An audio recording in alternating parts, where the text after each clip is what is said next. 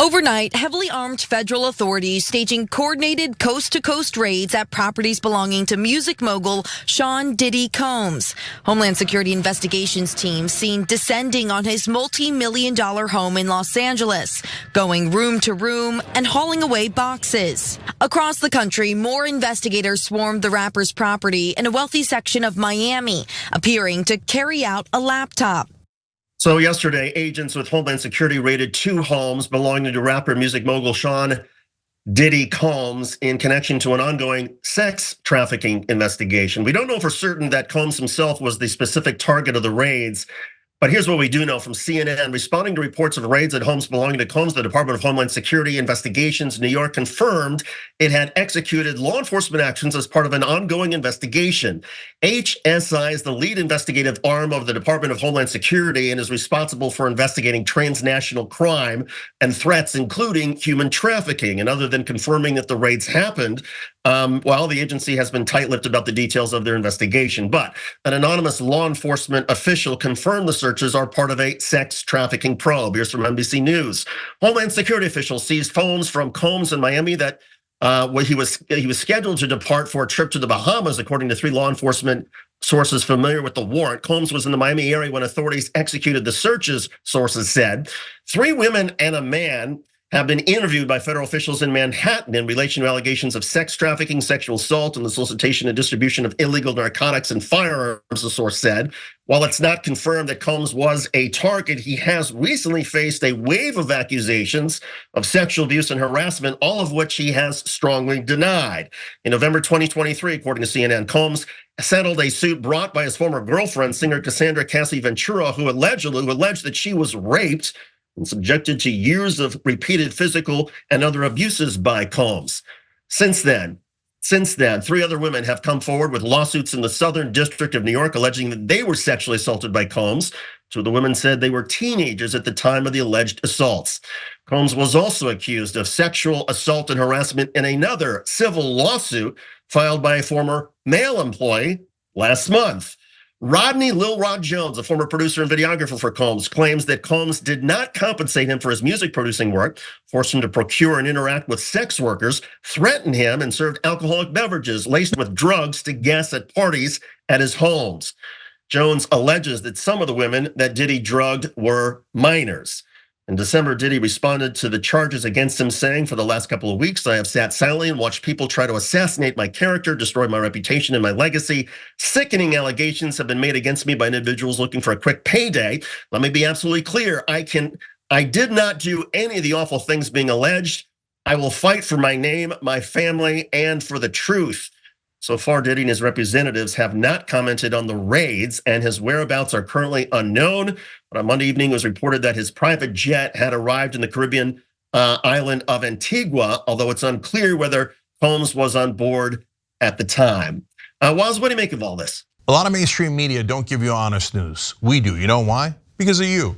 Paid membership on YouTube makes all the difference. Hit the join button below, and you become the hero that sustains us. I will say this first to the viewers that by all indications, people that I know that have worked in DC, have contacts in the feds, generally speaking, they've been looking at you for at least 6 months, oftentimes up to 2 years and even more than that before they raid your crib and bring forth charges. We always hear the statistic bandied about that they have a 95% conviction rate when they do bring charges to people who don't automatically fold and take a plea bargain to haul themselves to jail. And so just to get that out the way, that seems to be how the feds operate. However, I would just like to see what the evidence is in the case before rendering a judgment myself. If all that's found to be true is that this guy facilitated the travel of willing sex workers to come to America and do what they do for their job, I don't know that this should rise to the level of Homeland Security. However, if women were forced here and underage women were forced here against their will, and maybe had been drugged so on and so forth, then absolutely him and his associates should be prosecuted to the fullest extent of the law. But I would encourage everybody to sort of wait to see what the feds have in store. Because a lot of times, I'm not gonna lie, the feds be bored. Well, I wonder if the open question about whether this was just simply, trafficking, bringing in, prostitutes across state lines, international borders, or something more significant, such as, trafficking in minors. Maybe that's just an open question. And so as a result, the feds and the FBI decided, okay, we don't know the answer to this. Maybe they've asked for some cooperation from Combs so far, and either haven't been satisfied with the answers or feel like the best way to preserve some of the evidence is to go ahead and get a warrant and go ahead and raid his property. So, and again, as you point out, I mean, sometimes investigators don't know at the time they conduct a raid. They may have certain suspicions about what they're going to find. Part of the reason they do a raid is to try to preserve evidence. Yeah, absolutely. Perhaps this is a fact-finding mission on their part. And I guess we'll see where this goes, but we have to be serious here. The feds are fame whores. We know this. They love to go after prominent people if it could get their names in the press, and what they call quote unquote career cases. This is how they've operated in the past.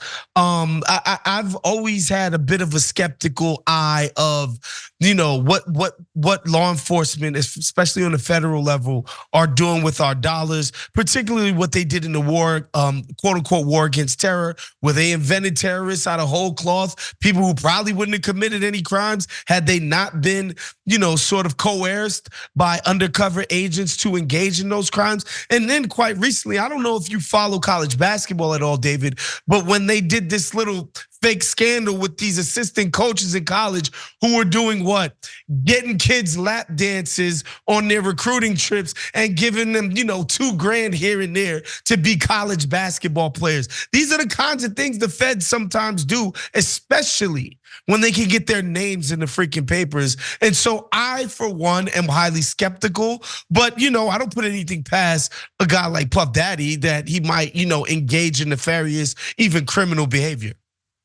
Given the tensions that have existed for years between a rap community and federal agents, federal police, FBI, is it possible that there's an element of that as well? That, here's a famous Black rapper, and we can send a message to him and to the rap music industry that there's certain behaviors that we're not happy to see. And oh, by the way, there's a political upside for the FBI because a lot of people, a lot of Republicans and people who control our purse strings in Washington who would like to see some sort of bust like this. Yeah, it's interesting. I find it hard to go quite there, specifically with Sean Combs, because he's been so damn filthy rich and well connected for so damn long. He's not some new up and coming guy who's like shooting people in all of his music and flashing guns and drugs and stuff like that on his Instagram live and things of that nature. This guy has been a bit of an establishment figure in entertainment for decades. He got his start in about 1988. So he's been at this for over 35 years. He's been a bit of a mogul for 3 decades now. So I don't know that this investigation will quite take that tenor. People can look up this guy Casanova, the rapper from Brooklyn.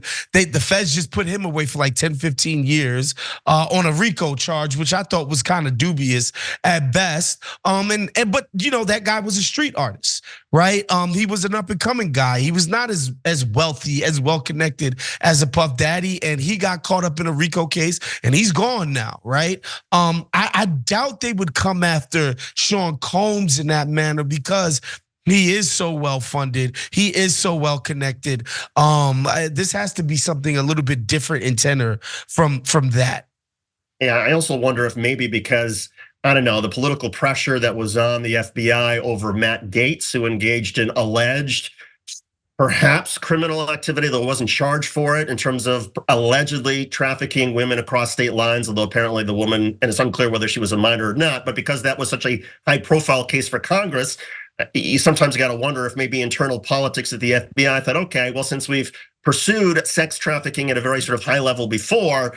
Given the high level nature, at least the allegations that Sean Combs was involved in this, we have to do something here, even if it's just a raid, even if it doesn't go anywhere to criminal charges. Yeah, you can't discount the idea that they're playing politics with this. I don't think you should ever do that. And when it comes to the federal authorities, again, these guys are not opposed to chasing headlines.